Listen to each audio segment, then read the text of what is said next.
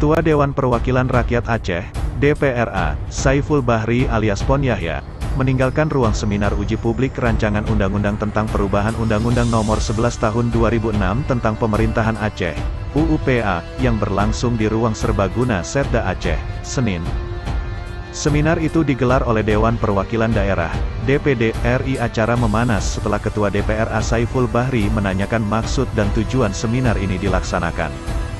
Namun, pertanyaan Pon Yahya tak digubris hingga ia memutuskan walk out keluar.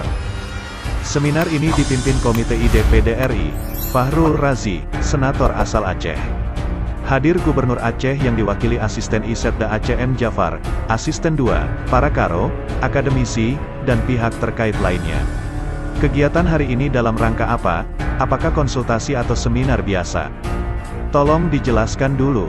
Jangan nanti ada klaim bahwa pemerintah pusat sudah melakukan konsultasi dengan DPRA dalam hal revisi UUPA, kata Pon Yahya. Menurutnya, selama ini pemerintah pusat, dalam hal ini DPR, belum pernah melakukan konsultasi dan meminta pertimbangan DPRA mengenai rencana revisi UUPA, padahal berdasarkan pasal 8 ayat 2, dan pasal 269 ayat 3, Undang-Undang Pemerintahan Aceh, UUPA.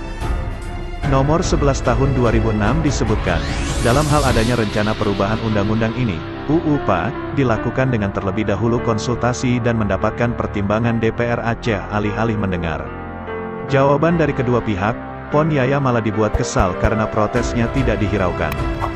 Bahkan, pihak DPD RI dan pemerintah Aceh terus melanjutkan acara tersebut dengan menerangkan poin-poin yang akan direvisi.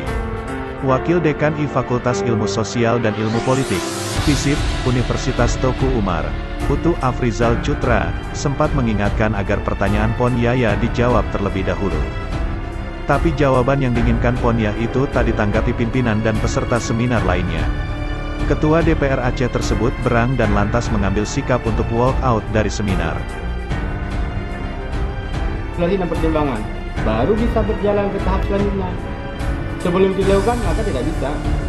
Siapa bisa menjamin kalau dengan usia dalam 17 tahun ini dibuka lagi perubahan undang-undang ini akan jauh lebih baik. Makanya kita harus hati-hati betul. Kalau memang rubahlah sesuai dengan MOU. Karena itu undang-undang. Kalau memang orang-orang dari negara besar melakukan ini tanpa persetujuan, berarti orang-orang ini melanggar peraturan perundang-undangan. Berarti orang ini lah yang sebenarnya makar.